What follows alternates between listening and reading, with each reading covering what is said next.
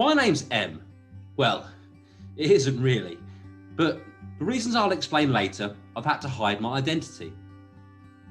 For over half my life, I've been looking into conspiracy theory. I have learned that not everything we've been taught, and the narrative in the mainstream, even what we were taught at school or is in the mainstream science domain, is necessarily true. Some of these conspiracy theories have over time turned out to be conspiracy facts.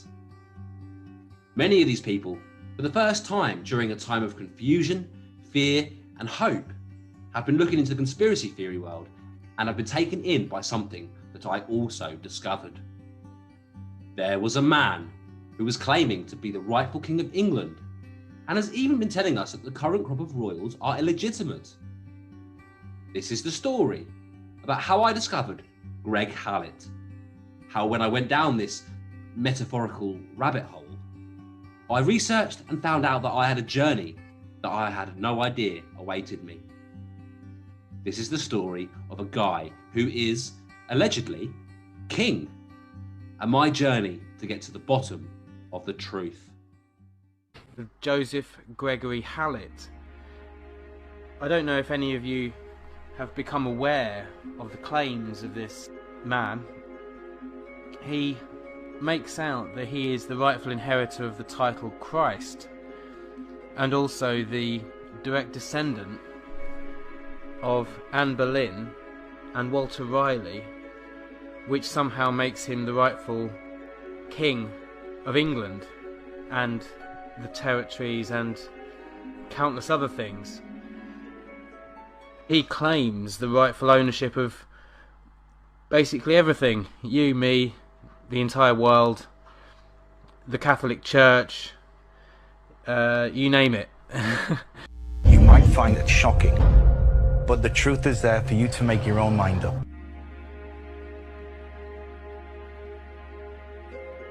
We have a new king! I implore you to do your own research and follow your own white rabbit. This whole QAnon movement, the whole revolution was started by an expression that says follow The white rabbit.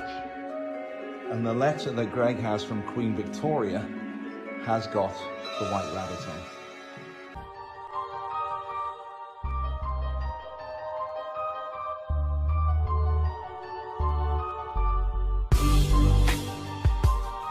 With this ascension to the throne and the current situation with the coronavirus, is this all tied in? The madness of all of this, you know, one of my favorite expressions was, I was telling my friend, I said, listen, I'm going to go and interview this man in England who claims he has this right to ascend the throne. And he said, you're talking science fiction. And it took me a second, and I said to him, I said, look at your life. You've been banged up for 3 months, locked down, can't see your loved ones. You got to wear a mask to go out. And I said, what science fiction? We're living in science fiction.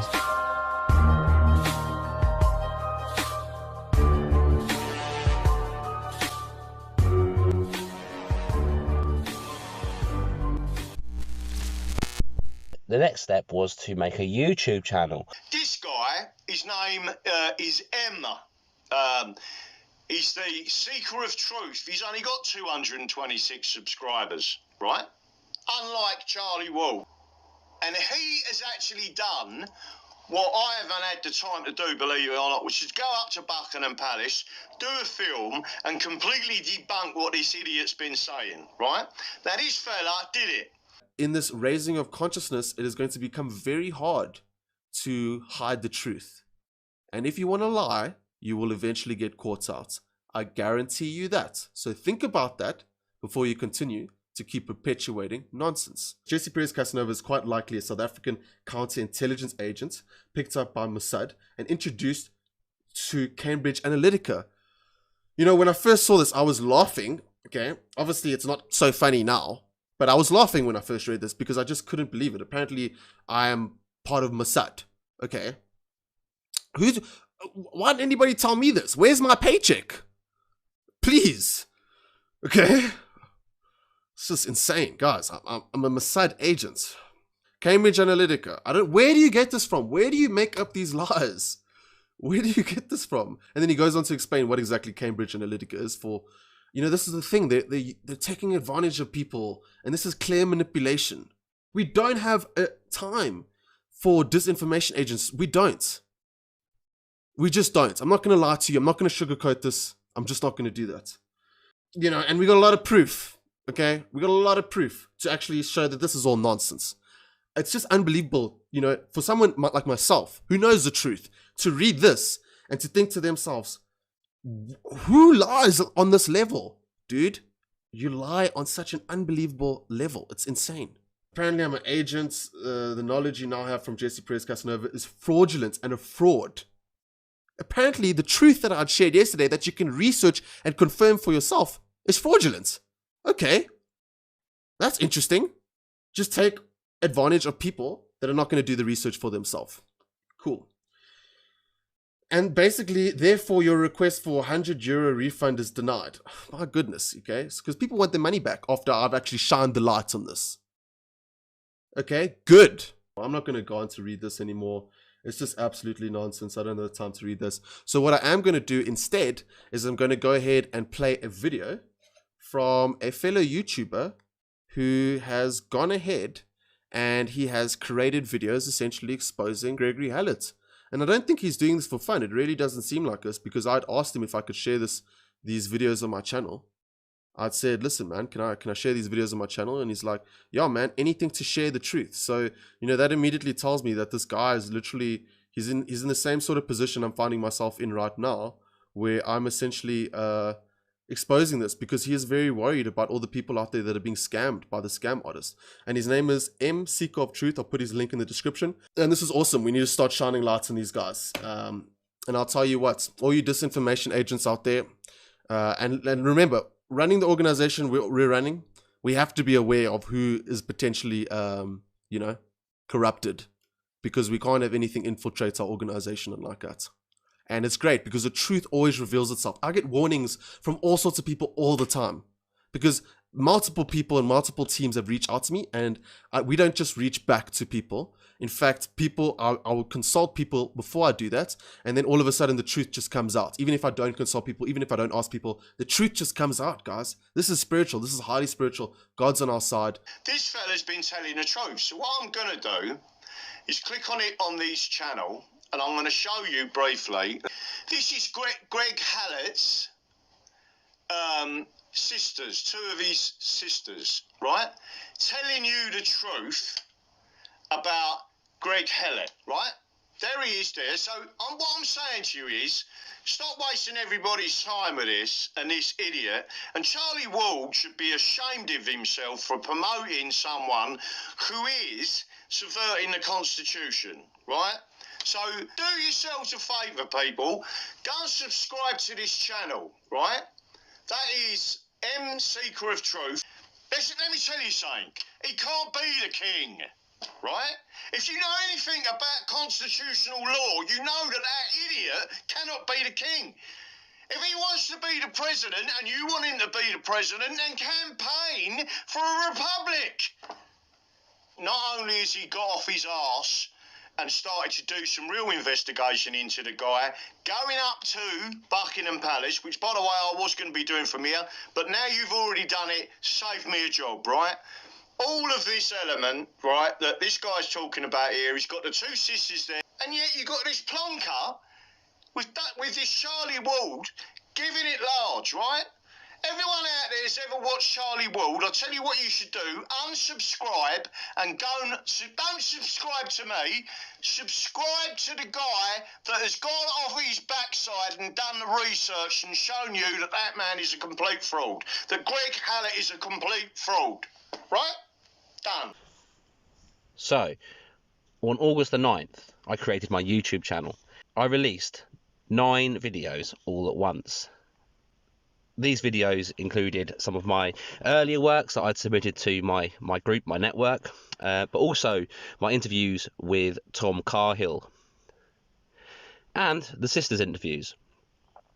Also, there was the videos that I'd shown you previously around Francisco Manuel and Greg Hallett's previous story, pushing someone else to be king, and of course Greg Hallett showing his true colours, which I showed you, where he is very slanderous and insulting to his sisters. So one of these YouTubers that reached out to me was a guy called Rice Crypto, and he'd been asking for the sisters to do an interview with him for a while, and they kind of come forward to me and just said, you know, shall I do this interview? And I said, great, you know, the more people that you can reach, the better. And this guy had a following. So Rice had been talking to Charlie Ward and David Mahoney for a while, and his YouTube partner, I suppose, who did shows with him, his name was Stan Barabbas, or Bodhisattva Love. Now, he had actually interviewed Greg Hallett. Now, Rice had some questions because of the investigation that he'd done and because of the information that he'd seen around his sisters, etc., around the validity of Greg Hallett's claims, and really was pushing for an interview with him. However, the guys he was talking to, Greg's promoters, started to become sour with him. Rice put out some videos calling out Greg, asking him to come on and explain himself, or just talk to him. He really wanted that interview, but to no avail. So Greg Hallett again, you want my personal information? I will gladly give it to you.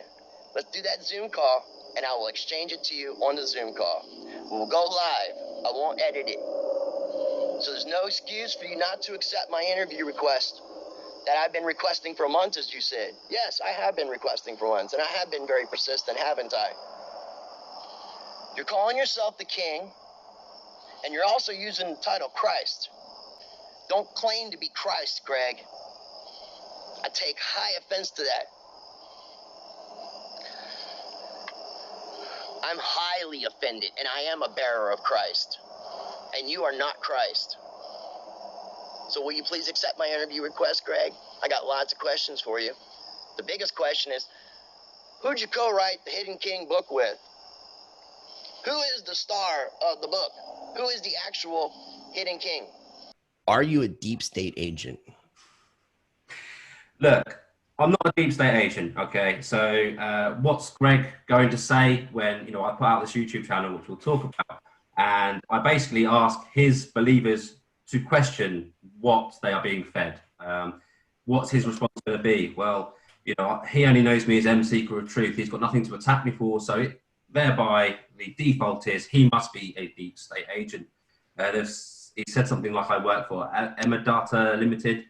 I can't remember what the other name for it was called, but if that was so, then they owe me some paychecks and get into contact with me because I could do with that money. And that's the thing guys got to look at. You know, these people promoting Greg, you know, they all seem to have a lot of money. They have a lot of followers.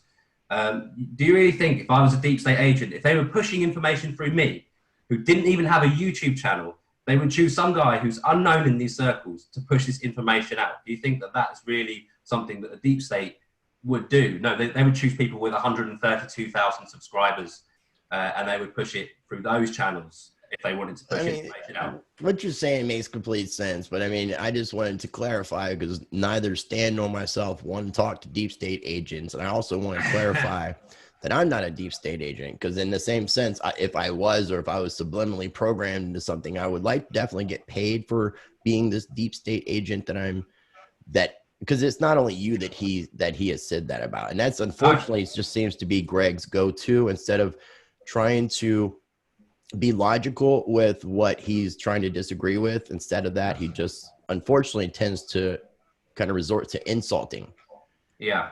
And what's, you know, and like you just said, what's important to note is anyone that has come forward on their channel to kind of question the validity of some of the claims he's putting out, anyone that's done that, you know, I'll name a few, they are instantly, and including Tom Cahill, who I'll talk about later, you know, who was friends with Greg, who lived with Greg, you know, he's instantly a deep state agent. I'm instantly a deep state agent. And now you've done these videos. Now, Rice, you've joined the book of deep state agents. Anyone that wants to question what they are being fed I brought out my channel, just over 3 weeks ago, I think, and literally I got a response. We won't go too much into Greg's response, but I will touch on it in a minute.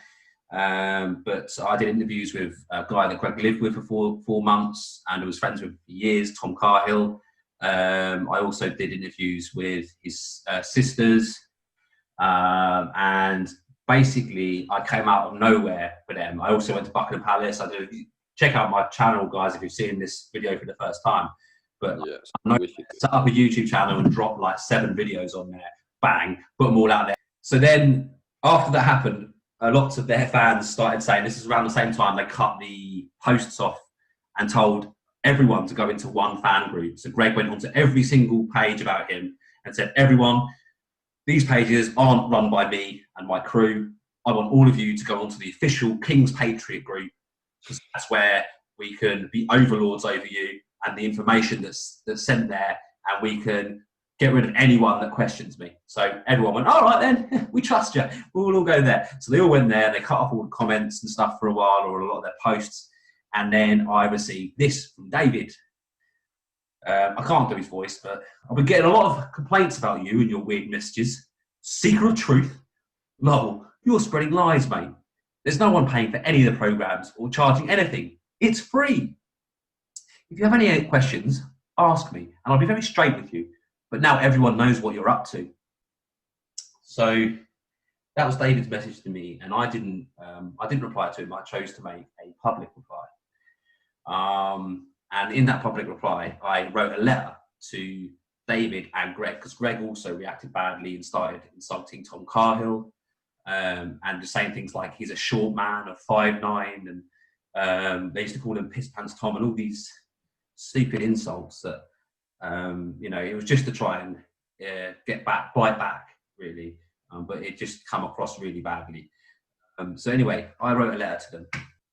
Dear Mr. Mahoney and Lord Chancellor, I would like to address your recent claims I'm spreading lies.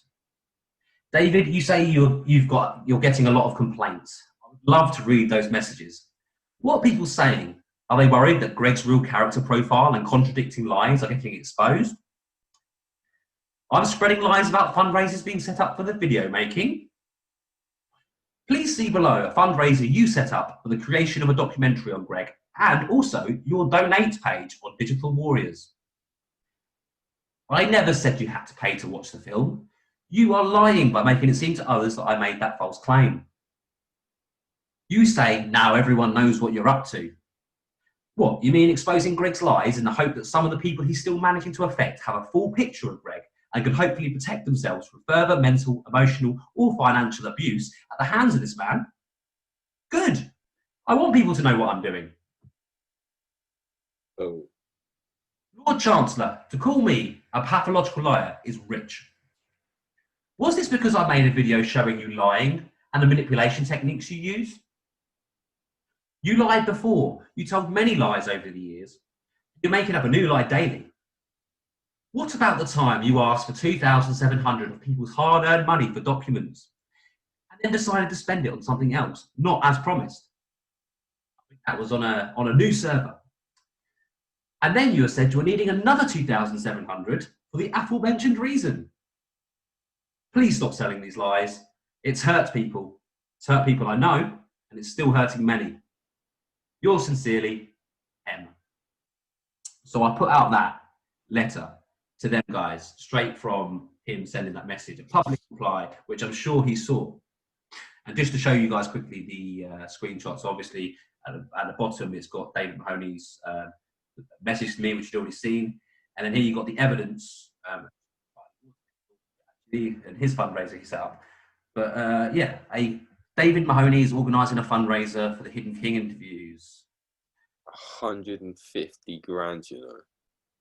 Here you have Digital Warriors, bnosy.com, Digital Warrior Productions, and their donate option. Here's just one of many of Greg's responses talking about me. So this guy here, he says, "Oh, what about that guy on YouTube, M Seeker of Truth? He's using your videos, talking shit over them. Copyright, maybe?" So, he's wanting him to kind of attack my channel too. So David says, but it's tricky. It can use a certain amount without being illegal. Anyway, people with any brains can see through that. For the record, I asked him to contact me and he didn't. Actually, David, I put out a public letter, which I've just read to you.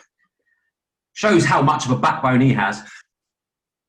He's an unknown guy who's never done anything, trying to get famous by being a deep state supporter. I do not support the deep state, okay?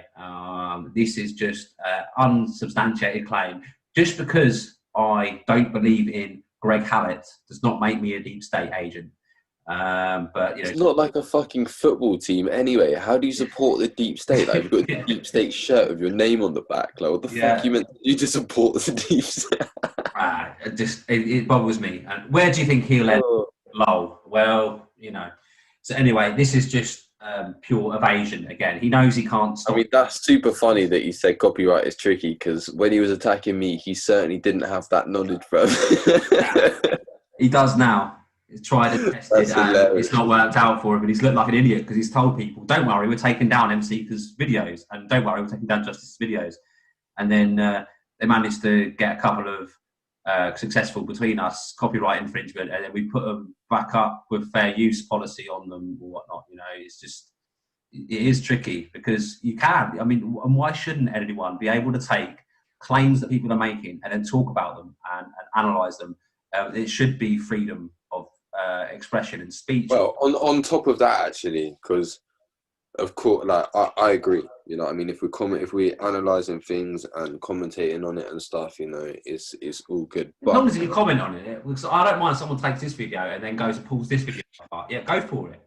Yeah. Yeah, no, of course. I mean, even taking my original videos and mirroring them, sometimes, as long as people ask and put the link in the description and that, it's whatever. But other people have different perceptions of that. It's whatever for each different person and their video. And obviously, the law is the law, right? But this guy specifically said, and it's on one of my videos. But we encourage you to download this video, this film, share it, download it, use it on your channels. He told us to take it and use it. It's not like, how are you going to be like, right, you can use it, yeah? Take it, rip this whole thing, put the whole thing on your channels, just don't criticize it and think about it and talk on it at all. Do you know what I mean? Just don't critically analyze it. Just only criticize it in any way, because then I'm going to be angry and you're not allowed to do that. It's fucking bollocks. So then I had something very important to share, which I did, which was the fact that Greg Hallett was a part of a sex cult that was brought down because of paedophilia. Now, this hit them hard. Greg was in a commune, like a cult. Yes. Disappointing. Yeah, it was called a commune at the time. It was later recognised to be a cult. Would you just close your eyes and let yourself relax for a few moments?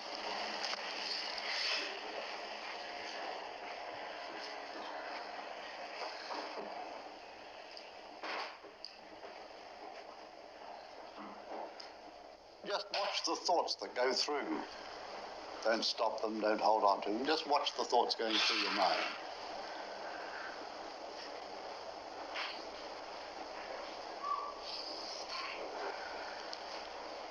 Centrepoint, the regular Saturday afternoon meeting. A community of over 60 members, operating as a trust with 70 acres of land and assets of over $500,000. Singles, solo parents, families, predominantly middle class, often university educated. Moments of quiet as Bert Potter, the community's spiritual leader, prepares to talk. When you're ready, would you just open your eyes, please? Try and stay in that quieter space.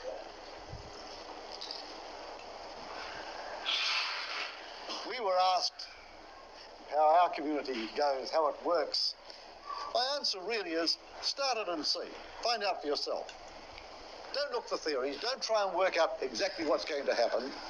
Don't come up with all the nice ideas about it. Don't get into your head and theorize about all the loving feelings that are going to be there and all the energy that you're going to create. Get in and create it. Do something about it. Feel it as it goes along. Let it become a growing process. Because the one thing that's certain is that what you do this year will be almost totally invalidated next year. If you're not prepared to accept the growth and the movement that happens, then don't think about communities. Get into a nice little comfortable house in the suburbs somewhere, put your fences up all around it, keep the gate closed and shut yourself off. And you can probably keep things at a fairly low level. But if you move into a community, the first thing is to accept that there's going to be changes. Finding out how to get along with one another, working out methods of resolving all the conflicts and the stresses that come up. I think this is really the key to any community, is how do you resolve the stresses and problems that come up, because they're always there. You can't possibly have a community without them. And so really it's a way of working out these dynamic problems between people that's important. Third Potter's solution to interpersonal conflict is the continuing use of psychotherapy. After giving up a successful career as a businessman, his growing interest in group therapy led to the establishment of Centrepoint 2.5 years ago. He could put his theories into practice. It went for quite a while. It was in Albany on the North Shore. I've been there. Tam's been there and stayed a night. Yep. I've been there and, taken him there and picked him up and things like that, because I was doing my nursing training in Auckland and he was at architecture school. Okay. At the same time. So, and he had a girlfriend, I don't know how he met her, called Kate, and she was 16. Yeah. And he was only about 19 himself, 19 or 20. And he, probably not 18, 19. 18. Yeah, 18. And so he moved in with her because she was living with her mum at Centrepoint, and he moved in with her. So I'm here with Rick Marshall. Hello, Rick. Good to see you. It's fantastic to hear from you. Why don't you tell people, our listeners, how do you know Greg? Well, I met Greg at high school. That's Otamoto College in Taronga. We weren't really friends at college. I think I got to know him better after high school. I was quite friendly with him through from 79 through to 85. 85 I went overseas. We moved in similar circles. We occasionally went to the similar parties. I went on a skiing holiday with him for 3 days in Mount Ruapehu, which is in the centre of the North Island. That was good fun. Yeah. He was very good company, very funny. He's a year younger than me, and I visited him and his family in Norton Road, Cherrywood. I met his mother, his father. I even met his brother Nick, who was across from Australia at that time. So I knew him from, as I said previously, from about 78 through to 85.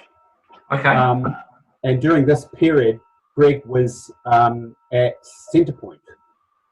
Greg was at Centrepoint from 80 to 81. So that was like a commune that was later to be found out as some sort of cult, am I right? Yeah. It was initially regarded by the media as a curiosity. In the early days, it was regarded as a curiosity, sort of a commune. But then as all the sexual allegations appeared, the perspective of Centrepoint changed from being a commune to being a place of sexual abuse and sexual exploitation. And he told me about the fact he'd been in this kind of, what did he call it? A commune, he called it. He called it a sex commune. And he said the reason he didn't like it, and this is why he stopped eating meat, was because, and he doesn't eat meat. He's not just one of these people who says he doesn't eat meat, but does eat meat, just in people's backs are turned. He's not one of them. He does generally not eat meat. He said what it was is when they were killing the pigs, they were like chopping them, and then they were like continuing to saw through, and then they were like twisting their head round to, twisting it round like 360 degrees to pull the head off. And he said it was all just a bit disgusting. Yeah. And it put him off, and he just disgusting. So the point. So he did talk about this. You're talking about Centrepoint, Centrepoint commune, which was basically a sex cult. and that was taken down eventually because some of the ringleaders of the cult, they were involved in child abuse. Yeah. Well, I mean, this is the thing. And he did have a friend that Richard says had been his adversary. I thought his name was Mike, but maybe it's not. And I met them a few times, and they were best buddies after they'd been in the session in this room for, what is it, a week or 10 days? It's 15. There was the guy who started the cult, the commune, Bert Potter. It was his son that Greg had issues with. Probably, actually, when you look back at it now, it's just that power, because he was the son of the cult leader, and Greg wanted to be up there. Right. And one of the therapy sessions that the two of them were involved in is where 15 people, male and female, all go into one room and they stay there for a week. There's a shower and a toilet, and their meals are, just put in through a slot in the door. So they're naked. And they're all naked. And that Greg told Tam this. Yeah, and he said the idea of that whole cult, it seemed to be, from what I got from it, was that sex seemed to be the therapy for everything. So they basically just bonked out everything, all their problems.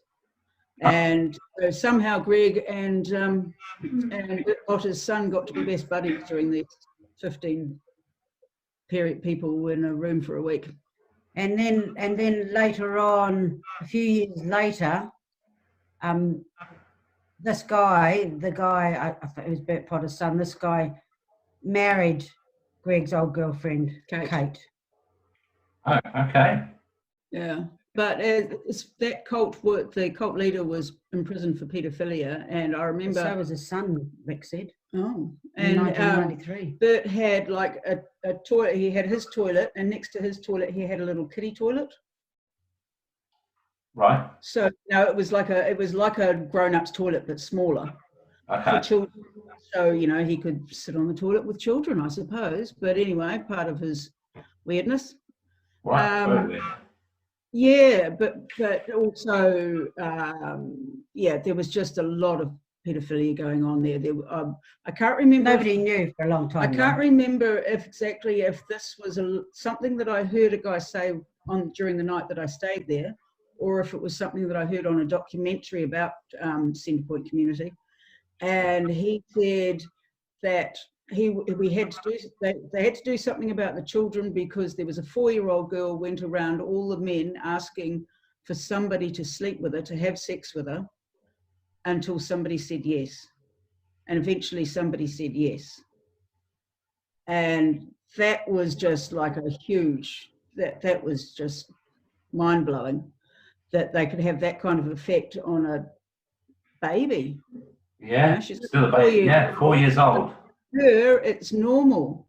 Yeah, and that's the devastating thing. Frightening. That is frightening. I mean, yeah, and I think Greg thinks that, Greg's hate of paedophilias, which everybody hates pedophiles. Yeah. Pedophiles. And then they have a competition. Yeah. That it's because he was friends with and lived with other pedophiles, and he knew it was going on, and he let it go on, and he didn't speak up about it. So it's probably a guilt thing. Totally a guilt thing, I reckon. It's rooted from his connection to that community. And whether he speaks out against it, doing it himself, who knows? So it could either be perhaps. But I think whatever happened to Greg at Centrepoint, that was 80 to 81, I think that had a significant effect on him, and that propelled him to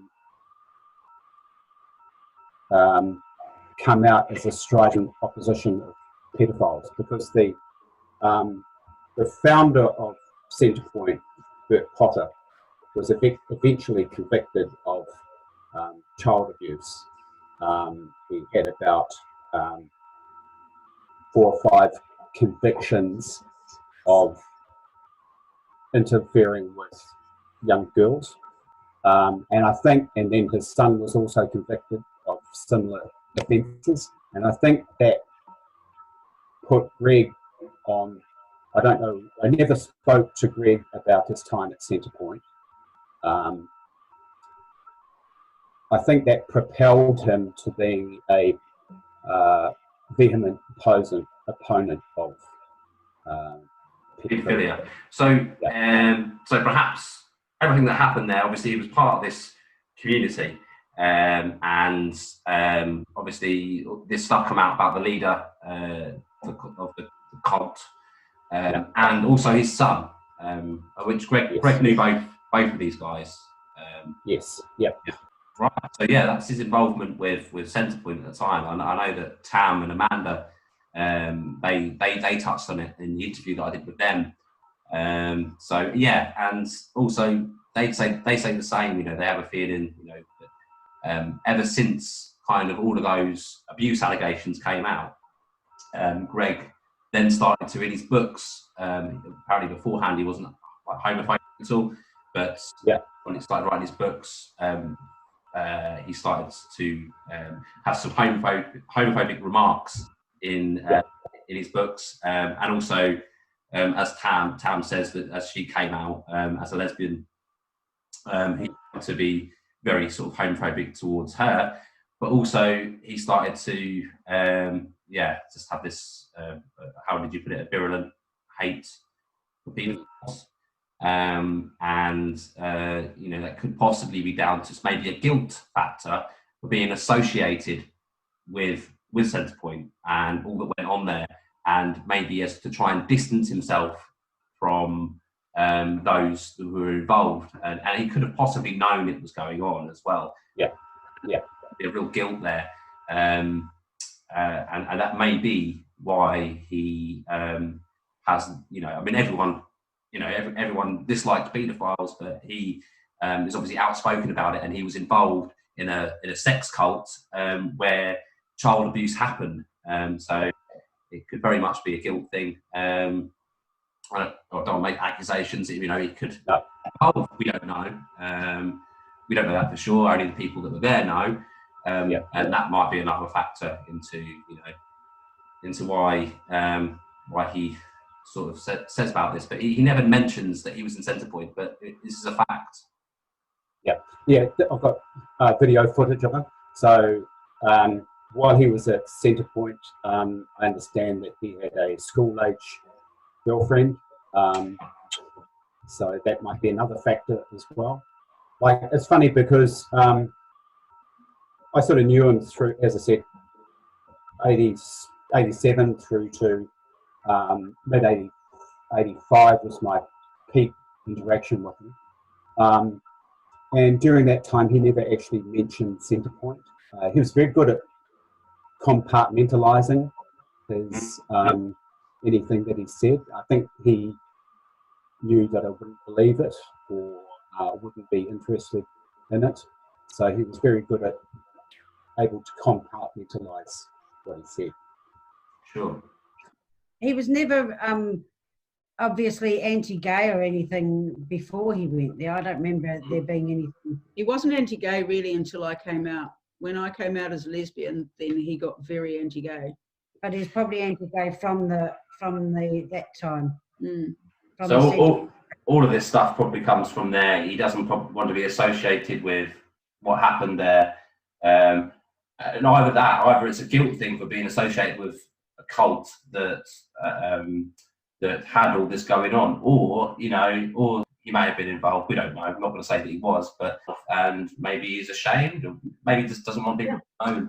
The best way to do that is to be a figurehead in these paedophile rings, and obviously in some of his books he says a lot of homophobic remarks in his books. Actually, people that have read them, I haven't read them myself, have told me that. So, and like you say, he didn't seem to be homophobic or have any kind of real outspoken gripe against paedophilia before that cult was investigated. And so that's just my observation. But yeah, it probably is rooted from that. I spoke to some other people about his involvement in Centrepoint. But really, that kind of all came crashing down. Yeah, the mid '90s were the convictions of Bert Potter. They brought convictions against the leader, Bert Potter, is it, in the mid '90s? And everybody just thought, at first they thought I was cool, the communist was cool because it was, the 70s and it was, sexual experiences and free love and all the rest of it. And everybody's saying, oh yeah, it's cool. We've got one just down the road, sort of thing. But nobody knew what was really going on there. Sure. And when you went there to move in there, you had to give all your worldly donations, all your possessions. Everything. You had to give all your possessions, and it was just communal wardrobe. Everybody would just first up best dressed, basically.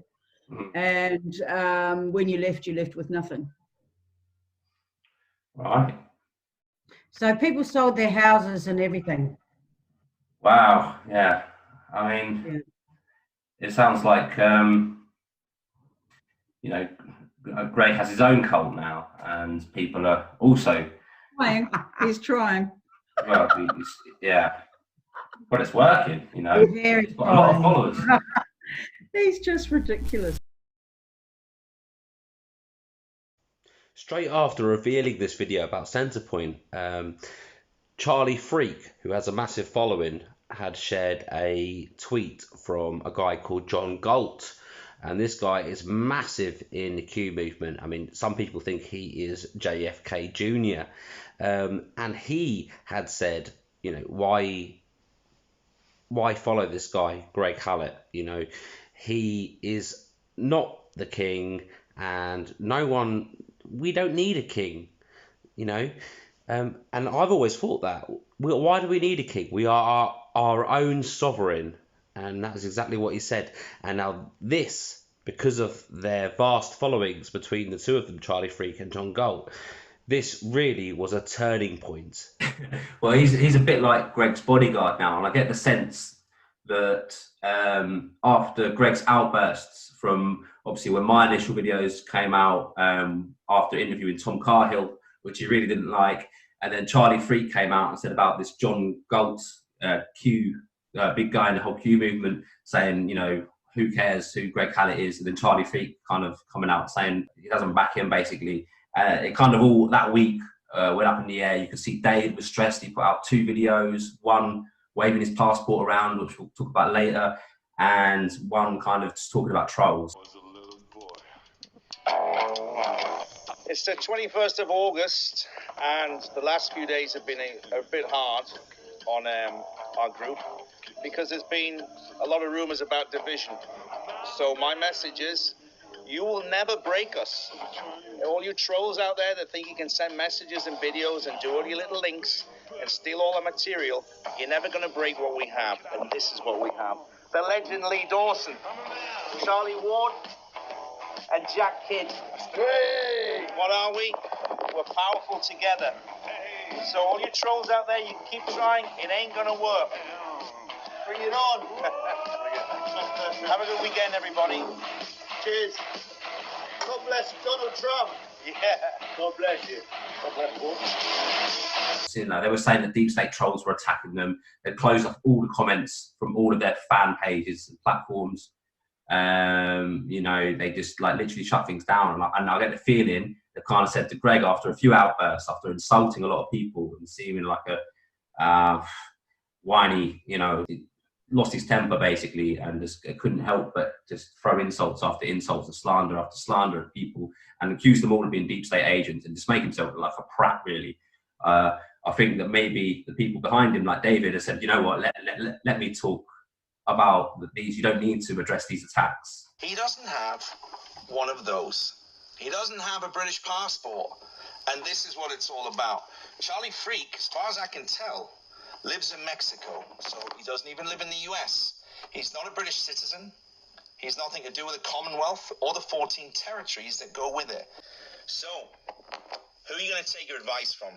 People that don't know Greg, who've never met him, who haven't spent the same amount of time with him, who are not British passport holders, have probably never been to the UK, and probably don't know anything about the 54 Commonwealth countries and the 14 territories and the millions of citizens that rely and depend on the United Kingdom to protect them. with their military power, with their financial backing. Because if the British government, the crown falls, which it will, who is going to lead the country and understands the country and the needs of all the Commonwealth people, who they can rely on and know that they're going to be safe to be able to sleep in their beds at night and not be living in fear of being invaded. Nice fear-mongering and deflection techniques there, David. But I'd like to point out something. I have got one of these. And also Justice has got one of these. Guys, ask yourself who is telling you that you should listen to them. Look into these people. I'll have to give you some help with that. It was after these revelations that I then did a video with Justice. And this turned out to be the first episode of Just Truth. And this then became a regular thing between myself and Justice, is making videos exposing con men, exposing lies, looking into conspiracy theory or conspiracy con, and that's where it was born. Now recently, David, you've been saying on one of your fan pages that I have no backbone as I didn't respond to your private message. Well, as you'll see later on in this video, I did put out on that same day you sent me the message a public response to you for you to answer to, which you did not. So you want a bit more of a clearer response? Okay, well, here we go. Okay, guys, I am here with Justice. How you doing, Justice? Charlie Freak. Well, Charlie Freak had put out a post with a tweet from John Galt, who is someone big in the Q movement. Some people are even saying he's JFK Jr. But anyway, this guy had said, you know, at the end of the day, who cares who Greg Hallett is? Who cares? Like, at the end of the day, do you guys want to carry on being ruled by some guy? And Charlie Freak had kind of supported that as well. And he's got a big following. I don't know how many, but you know, he's got a large following. A lot of people take stock in what he says as well. So that was a major blow for them. And David Mahoney looked like he had a few wines. You know, he was slow. He got onto a video in his car and just had this whole spiel about Charlie Freak doesn't even live in the UK, he doesn't even live in the US, he lives in Mexico, and he starts waving his passport around. He hasn't got one of these. I've been spending all my day dealing with these issues that have come from a video that was released yesterday and a couple of Twitter statements. So I wanted to address that and make things very clear for people about what your choices are and where you take your information from. So I'm going to just talk about some facts, and I think it's important to talk about facts because the facts are the doorway of truth. That's what they are, okay? So Charlie Freak, I subscribe to his channel. I like his work. I think he does some brilliant videos. He's got some great intel. But you know what he doesn't have? And this is where it gets really interesting and important. He doesn't have one of those. He doesn't have a British passport. And this is what it's all about. Charlie Freak, as far as I can tell, lives in Mexico. So he doesn't even live in the US. He's not a British citizen. He's nothing to do with the Commonwealth or the 14 territories that go with it. So what we're fighting for now is our freedom and our right to be sovereign. But people saying things like, you can be a sovereign, everybody's a sovereign. You know, you're not English. You don't understand because you don't have a British passport. So that's why I'm passionate about what I do, okay? So making statements telling us what to do. If you want to take your advice from a man that lives the other side of the world, I don't even know if he's ever been to the UK. It's probably doubtful. Not a lot of people have, especially Americans, they don't own a passport. He does because he lives in Mexico. So, Charlie, if you watch this, utter respect, man. I love your work, but I think it was reckless to start saying, to dictate what the English people want to do with their lives and their choices. So, if you don't like the content of what we're doing, leave. I have absolutely no problem with you leaving. Go live your life, worship whatever God you want, subscribe to whatever channels you want, watch whatever TV stations you want. But please, don't say and send emails to me and messages to me trying to force me into, you know, making decisions about what do I think of this and that. It doesn't work that way. Follow your own intuition, your own instinct, and you'll find the answers. And that's it. Again, let me leave you with that last one thing just to think about. If you have one of these, you need to listen to what we're saying and not what some American living in Mexico is saying, okay? Peace out, as they say. Have a good week. And then he kind of says, who are you going to listen to? That guy over in Mexico, or are you going to listen to someone with one of these? You know, because this is the time where you should be listening to people where it matters to. You know, passports. But if you're going down that route, me and you are quite clearly British. We're quite clearly, you know, English. You know, we have very big interest in if someone's going to rule over our country, right? You know, we've been putting out these videos for a while, just because we've not got a biggest platform as Charlie Freak and things, and David Mahoney and these guys actually even. Doesn't mean that what we're saying you shouldn't take stock in, or you shouldn't listen to, or you shouldn't, you know, and it's all about whoever's got the bigger channel. They think it's all about whoever's got the bigger channel is the people you should listen to, and it's not. You know, the most popular horse doesn't always win the race, and sometimes you've got to back the kind of dark horses with that have got the better information on the day. And it's like, yeah, the whole thing with the consensus and that, and these guys that have big platforms and stuff, it's all well and good if they can back it up. But in fact, actually, to be honest, most of the people that I know that have had big platforms don't have platforms at all anymore. And if they do, then they have to keep making new ones. And they might have an all right following, but it's not very big for very long because they get shut down real quick. People don't get to speak truths in these realms really very freely, which is why I don't touch a lot of subjects, and I speak about things in a way that will make people come to me and be like, oh, well, what's your solution then? Because Charlie Ward, you know, seems to be offering them, or the rest of these guys with the king, the whole story, you know, they're offering what seems to be a simple, concise solution. This dude is going to be king. There's going to be a financial reset. He's probably got a load of gold stashed away and is just going to give it to all of you supporters. And luckily for you, you know about it first. So it's all going to be good. Me, on the other hand, I'm just sat in my bedroom or in the front room chatting shit into my mobile, and they're like, yeah, well, you ain't got a solution, bro. So get out of here. These guys are actually telling me that everything's going to be okay and that we're all going to be fine in a few months, and that all this COVID stuff and all the lockdown is actually done, so that all these pedophiles and stuff will get locked up and will get fucking their heads chopped off and shit. So you just wait for it to be on TV, and in the meantime, shut up. And then you get into it and break it down with most of these people, yeah, and it's always the same thing. We'll just wait and see. We'll just wait and see. Yeah. And I keep saying it. Very good point. It's pointless doing any sort of research or knowing anything about anything if you're just going to wait and see. You might as well just carry on watching BBC 24/7 or whatever it is you was doing before you woke up. That's it. I mean, that is the general style. Very good point you make. Because it's like these people, like you say, because they've been offered a solution, they're going to back these people, and not the people that say, guys, these people are lying to you with this solution. No, they've got a solution. What you know, you've not said anything that makes us think that I should back you instead, because you're not going to put someone on the throne that's going to save us. They are, or they're telling us that they are, and that's just wrong, man. That's just think about it. You know, think about it properly, and don't just put any old Joe on the. Because that's the other thing that annoys me as well. Is well, it'd be better than the old, you know, the old monarchy.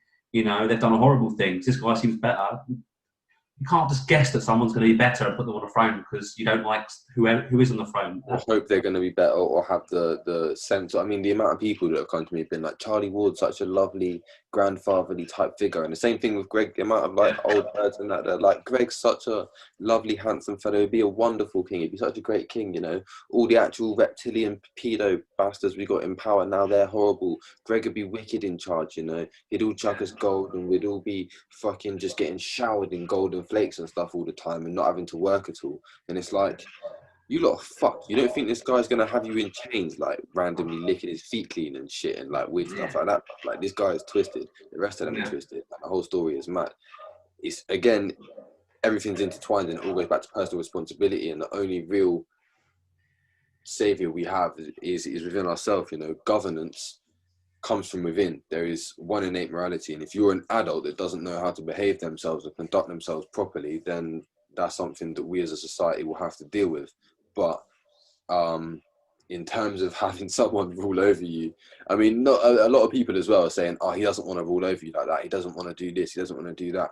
The guy is claiming to be the king of the fucking world, right? He's not just talking about, he's not just talking about claiming the throne and stealing it off the monarchy because they haven't replied to his letters.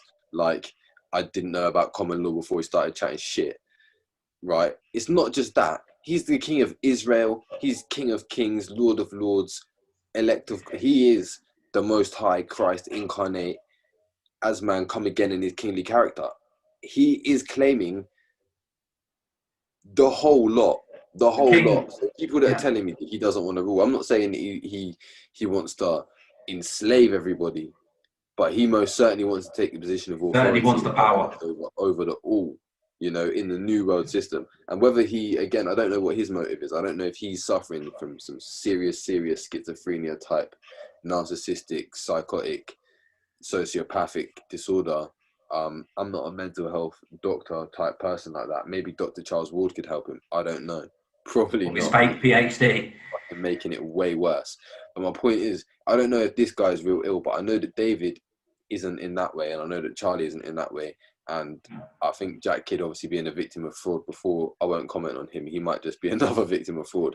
But these other guys that are supporting him in his claims without really challenging him, if he really, really believes that he's about to take, do you know what I mean? Like, we're making these videos and that, bro. But in a serious note, if this stuff doesn't go to plan, which is clearly not, he could be losing his shit somewhere, like really tripping, like thinking that all this stuff was real and all these people, these hundreds of thousands of people that were backing him on Charlie Ward's channel. I don't know what his mental state's like. I'm not his friend, so my care for it is minimal because he's caused a lot of people damage. But the people that are supporting him and are backing him, such as David and Charlie, really need to go and just check on him and make sure he's all right, really, because it's if I don't know how invested he is in it. I don't know what his aims are. I don't know if he's trying to trick us, whether it's another full distraction, or whether he really believes in it. Because if he does really, really believe in it, it's not going to end well for him. It's not going to end well anyway. But I feel bad. I agree, and as I said before in other videos, I'm a mental health advocate, and obviously my main concern is for all the thousands of people that are having their mental health affected by a deception. However, that doesn't mean, you know, I've heard people kind of that also believe that it's a deception and a scam say, oh, well, you know, off with his head, and I want to see harm come to him. I don't want to see harm come to him. I don't hate this man. I just do not like this information, and I do not like people being fooled, okay, and people being scammed, right? But that doesn't mean I want something bad to happen to this man. You know, I feel that, yeah, he could be mentally disturbed. He could have real mental health issues. And if that's the case, then what needs to happen is he needs to find the right help. So he needs to be sectioned under the Mental Health Act and locked up in a mental health facility. On the next Allegedly King, we look at Hidden King Part 4, where they go to Portugal to dig up something that Greg had left for them in a cave. And also a rewriting of the Bible that they tell in the Hidden King Part 4. Then we will look at Charlie Ward admitting that there was something wrong about this whole story. This was a major turning point in this whole narrative. Lots of people then started to wise up to this whole thing. And then we will also look at David Mahoney's response to that and trying to save the story of this allegedly king.